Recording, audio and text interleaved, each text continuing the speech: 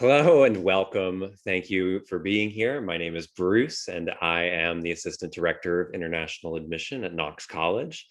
Today, I want to help you to dispel some myths, get a better understanding of the liberal arts and sciences, what that term means, why you've heard it, what it actually entails for a college education, the differences between liberal arts and big research universities. Um, Before I get started, I do want to just put my contact information up here on the screen. I'll have this again at the end of the presentation, as well as a little bit of additional information. So if you don't catch it here, that's okay. It'll be back up here later. Um, so first, let's hop into some definitions. What are these words that I am using? I think it's really, really important that we have uh, a very clearly defined set of terminology that we're all on the same page about. So first of all, the liberal arts specifically refers to college or university studies intended to provide chiefly general knowledge or to develop general intellectual capacities, right? So this is textbook definition, well, dictionary definition.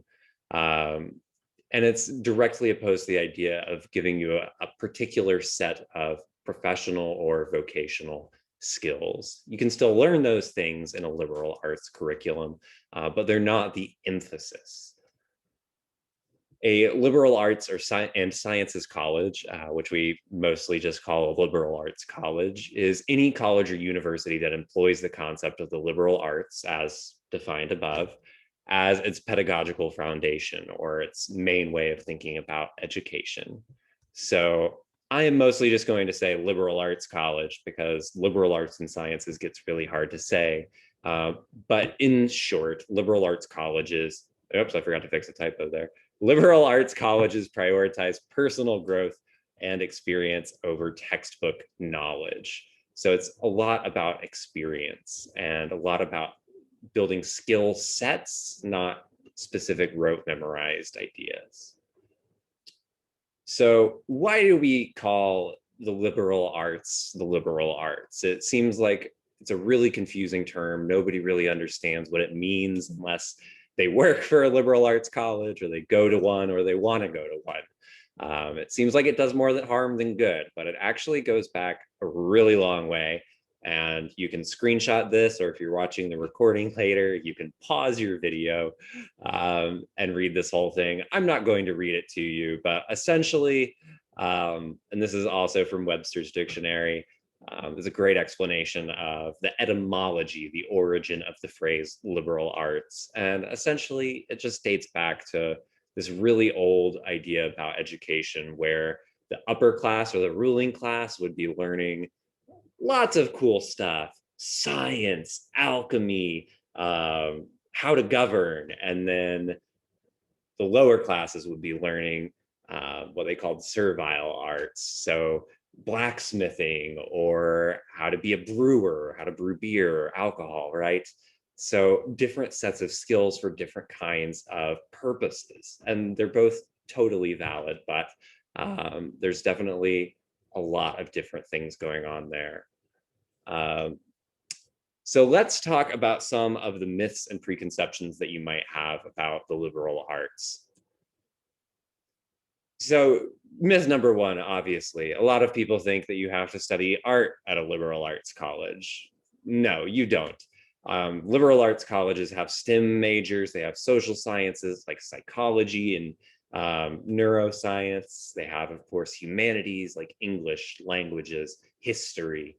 And yes, they also do have usually visual arts programs that entail things like painting and sculpture. But it's not the emphasis. The art in liberal arts, again, doesn't even refer to visual art, really. Another myth, you can't do scientific research at a liberal arts college. The reality is that it's most of the time easier and not harder to do meaningful research at a small liberal arts college. And a big part of that is because there's not a graduate school, a master's program, or a PhD program with students who you're competing against for the facilities that are available on campuses. Almost all liberal arts colleges, although there are lots of exceptions, are entirely focused on undergraduate education, bachelor's degree education.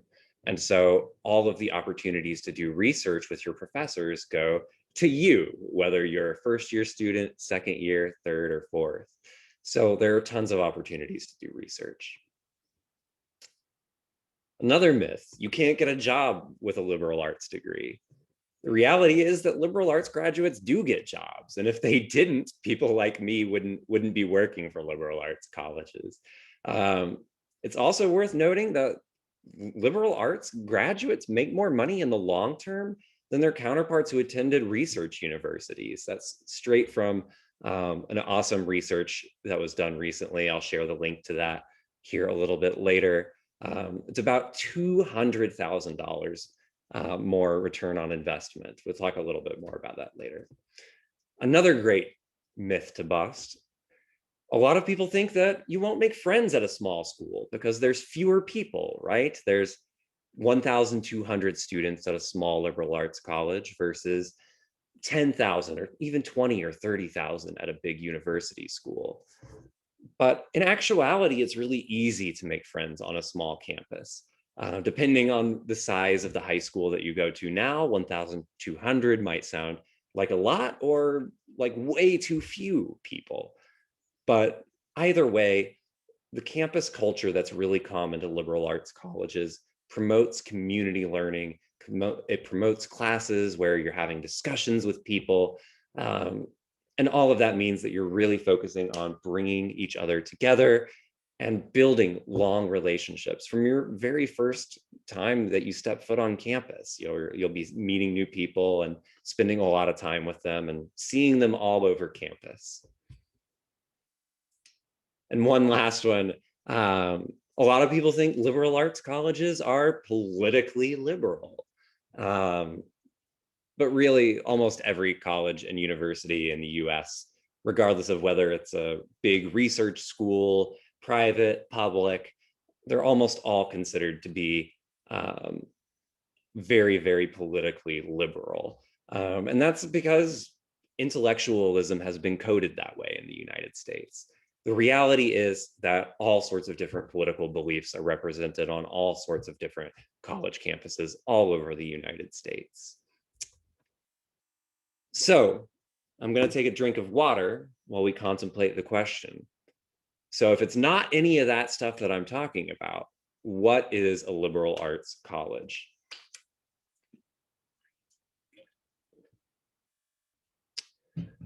So one of the common characteristics, small classes are a priority.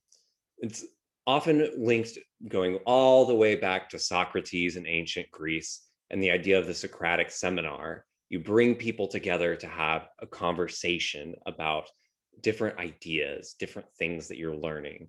So before class, you do your reading, you do the bulk of the learning, and then you discuss in class. You ask questions, you raise counterpoints, make objections, talk with your classmates and your professors to learn more, clarify things, and really get to the root of knowledge.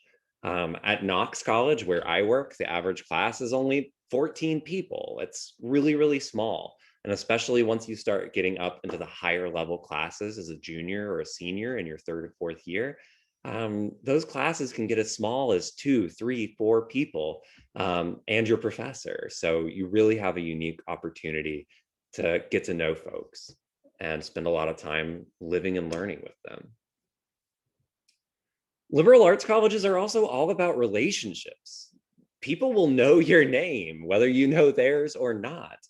Everybody gets to know each other really well. You'll recognize the faces of people on your campus because your campuses are typically small.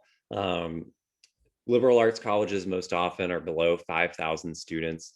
So as you're walking around walking around campus, going to different classes, you'll start to see a lot of the same people and meet folks. When you go to the cafeteria to eat, you'll find people to sit with who are in your classes or who you've met before somewhere on campus at an event, in a club, an activity. And it's one of the things that we really, really value because it gives you the opportunity to live with and to learn with people who are from all over the world and from all over the United States. At Knox, students come from 45 US states and territories and 49 countries around the world. There's a ton of diversity that exists just on our campus, and many liberal arts colleges have the same. There are not many opportunities in your life where you'll be able to sit down, spend time with so many different kinds of people from so many different backgrounds and walks of life, and get to learn from them and discover their experiences and how they're different from yours. You'll also get direct mentorship from your professors.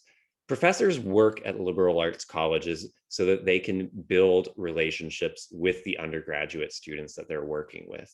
They want to be your mentor. They want to help guide you through your college experience, through getting a job, through getting internships. And even after you graduate, those relationships, they can last a lifetime. Not just your friends that you're taking classes with, but your professors too. They really are invested in you and in your future. That also means that there are very few or no teaching assistants. It's very common at big universities for professors to have their teaching assistants teach their classes for them. But at small schools like Knox, that doesn't happen very often. Instead, professors want to be there to teach their class because they want to get to know you and build those relationships. You'll also note that the student to faculty ratio at Knox is 11-1, which means there's one professor for every 11 students. It's really easy for them to build those relationships, have time for each individual student. Another fun fact about Knox, we only let professors teach 2 classes at a time, so they're never split between too many obligations. Something that I kind of hinted at earlier as well when I was talking about definitions, liberal arts colleges focus on building competencies, not checking boxes. You'll take classes that interest you in order to fulfill your graduation requirements, not take classes because somebody tells you that you have to. Every single core curriculum requirement at Knox has at least 20 different classes in tons of different subject areas that can fulfill it. So you never have to take a class that you just don't want to. What's the point in going to school to study something that you don't want to study? You also don't have to do them at the beginning. Some major universities will make you eliminate all of your general education requirements before you can start taking classes in your major. Liberal arts colleges don't do that typically. Instead, from your very first semester or very first term on campus, you can dive right into your major and you can take those different interesting classes to fulfill your graduation requirements as you go along all through the 4 years. You'll also take all the same classes as the people who are majoring in those areas. At a lot of big universities, they have separate classes, different sections for people who are majoring in a section and people who aren't. So there'll be, drawing and painting for art majors and drawing and painting for non-majors. At liberal arts colleges, that doesn't happen. Everyone gets thrown in together. You get to watch and meet and have friendships and learn from people who are art majors while you're doing art, for example. Or if you're in a political science class, you'll have political science majors who you're talking with and discussing things with, regardless of what your actual major is. It lets you to build relationships with people who you might not otherwise meet and learn a lot of really cool stuff from them as well. And of course, one of the most important hallmarks of a liberal arts education is that you're not locked in to a major. You can be undecided. Many liberal arts colleges make you be undecided whether or not you want to be. And later on, you can change your major. You can change it again or double major, add a minor. And there's so much flexibility in those curricula that you can still do all of those things and graduate in 4 years. So it's really nice to have that flexibility that you may not get at a bigger school that has to service way more students and therefore isn't able to have as much flexibility. So this is a super handy comparison chart. I borrowed this from our friends who over at Niche, which is an awesome website. I'll have that link a little later in the presentation.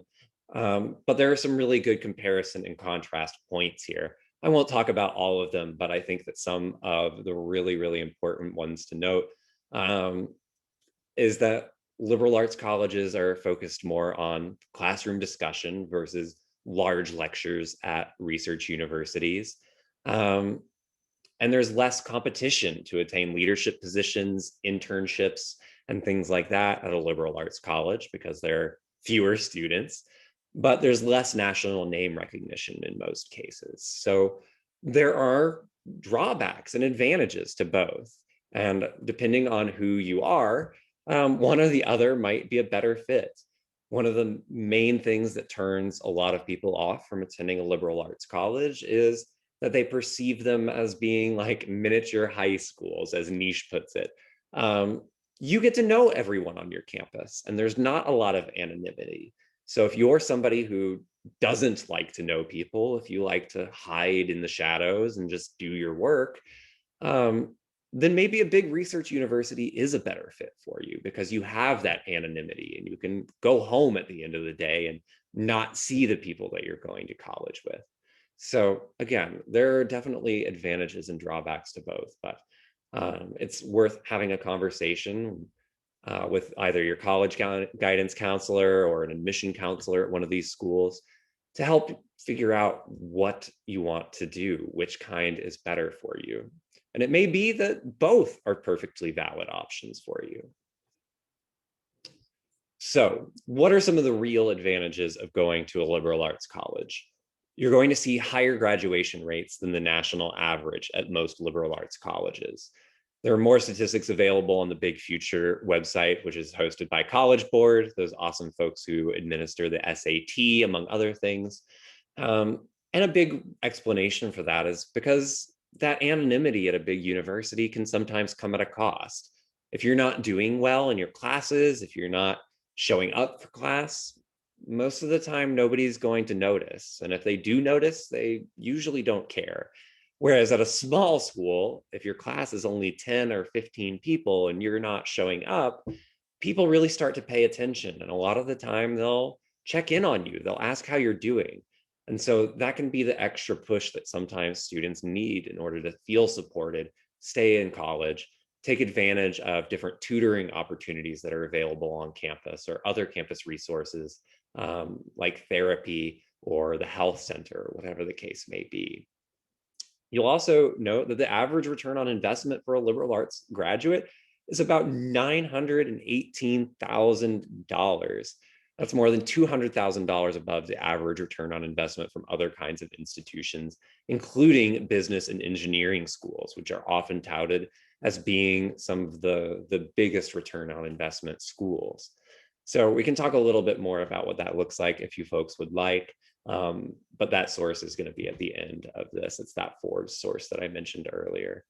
Many liberal arts and sciences colleges offer merit scholarships and or need-based financial aid to international students, whereas a lot of public research universities don't. There are, of course, always exceptions on both sides, but typically speaking, private institutions, especially liberal arts colleges, which can have really scary price tags, will offer a lot of merit scholarships and need-based financial aid to help make that more affordable. International students can sometimes have a hard time finding the financial support that they need in order to study in the US. And so I'm really happy to work for an institution that offers need-based financial aid and merit scholarships to international students. And I know that a lot of my colleagues at liberal arts colleges feel the same. And of course, one last thing that I really want to hit on, you're more than just a number at a liberal arts college. Yes, you'll have an ID number at your school, but every single person who is employed and goes to a liberal arts college is there and dedicated to helping you to build your future. There are dedicated offices for helping international students to find internships, make sure that they're getting all of their visa paperwork filled out correctly, that they're able to get to the US safely. If they want to work in the US after they graduate, how they can do that on optional practical training, right? There are so many different resources that are available to you at a liberal arts college because there's not a lot of competition for them. Again, a lot of these resources also do exist at big universities, but they can be harder to take advantage of, or the people who are able to help you might be limited in the amount of time that they're able to support you with. They might only have 15 or 20 minutes per person that they can spend. Whereas at a liberal arts college, we're much more flexible in the amount of time that we can spend with students to make sure that we're meeting your needs. So I've talked a lot about liberal arts colleges very generally, and also big kind of the differences between what a liberal arts and science college is versus a big research university. But I also want to take a minute to talk about my school, Knox, specifically. So Knox College is located in Galesburg, Illinois, and just some really fast facts. We are in the top 4% of liberal arts colleges producing successful PhD candidates, folks who apply to PhD programs, get into the PhD program, and earn their PhD and get the fancy title in front of their name. 65% of alumni from Knox attended graduate school within 5 years of graduating from Knox. We had over 2,000 alumni donors on Knox Proud Day, which is our annual big giving event. 2,000 may not sound like that many, but we only have about 17,000 living alumni. So it's really awesome that we're able to draw from that community and be recognized on the Forbes Grateful Grads Index for the amount that our graduates are giving back to us. 97% of our alumni said that they felt prepared for life after college. 83% said that they were pursuing meaningful work 10 years after graduating from Knox, and 91% are employed or in graduate school within 2 years of graduation. And you may be thinking, okay, this is all well and good, but are the opportunities that liberal arts graduates really have, are those really comparable to what I might get at another school that might have more name recognition, or it might be in a bigger city? Well, yes, absolutely.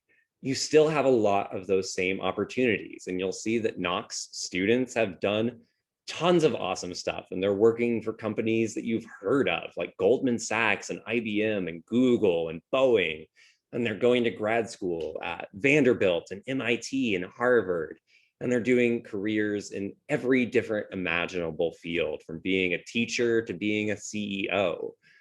There is unlimited potential in what you can do from a liberal arts and sciences college, and from a research university as well. Really what you need to identify is which one is a better fit for you, because they both have a lot to offer. So here are some of those sources that I was mentioning. Please feel free to take a screenshot of this, or if you'd like, you can send me an email and I'm happy to forward these along to you. I'd like to give a special thanks to Sarah Colangelo, my good friend and colleague at Knox, for all the help that she gave me putting this presentation together. And then, of course, Ben, Bob, and Jenny at AE Tours for helping put together this whole presentation, make scheduling possible, and working with me when I couldn't figure out time zones. So it is currently 12:57. I still have a little bit of time, about 10 minutes. So if anybody in the audience has questions that they would like to ask, I'm happy to take those in the chat. Otherwise, please hang around for a second and I'll put my contact information back up here on the screen. But if you have questions, send them on in. Otherwise, I'm going to put this up here. This is a lovely photo that I think Ben actually took of me. Again, my name is Bruce Rash. I am the Assistant Director of International Admission at Knox College in Galesburg, Illinois, about 3 hours west of the city of Chicago. My cell phone number and WhatsApp are both available at +1 309 509 4044. And you'll see that my QR codes for WeChat, Line, and Kakao Talk are down there at the bottom. And I tried my best to space them enough so that you don't accidentally scan the wrong one. So I'm going to leave this up for just a little while longer. And I don't see any questions coming in from the chat. So Um, Thank you all again for being here, taking the time to chat with me and get to know a little bit more about me and Knox, and of course, the liberal arts and sciences, and some of the really key pieces of information. I always like to reiterate again that this is all about finding the right fit for you. We use that term a lot on the college admission side of things, and you may not know what that means, but essentially what we're getting at is that there are tons of different colleges and universities in the US. There's a couple thousand of them, and all of them have some merits and some drawbacks. What matters most is finding the one that is best for you. What kind of social environment do you want? What kind of relationship do you want with your professors, with the people that you go to school with? What kind of culture do you want around campus athletics? Or do you care that there's a party life or a nightlife at your school? Um, Even if you think that you want to be in a big city, I always ask you to please consider us small town folks, because it can be a lot more fun to be here than you might think. But that's something that you should consider as well. Does it matter if you're in a big city or a small town or medium-sized place? And so I hope that my presentation today has helped to give you a little bit more context and a little bit more information that can help you to figure out, is a liberal arts college a better fit for me, or is a research university a better fit for me? Um, and if you don't know yet, that's okay too. Um, you don't have to pick one or the other, and you can apply to both, find out the benefits, and decide later on when you're finally ready to make a college decision, which um, hopefully you have plenty of time to do if you start early on. So that's it for me. I'm going to flip over to this slide, these beautiful smiling faces of our international students here at Knox. Um, Thank you all so much again for being here. I really appreciate your time, your energy. I know that you didn't have to take this time out of your day to chat with me, so I really do appreciate it. And for those of you who are watching this as a recording, thank you as well. I really do appreciate it.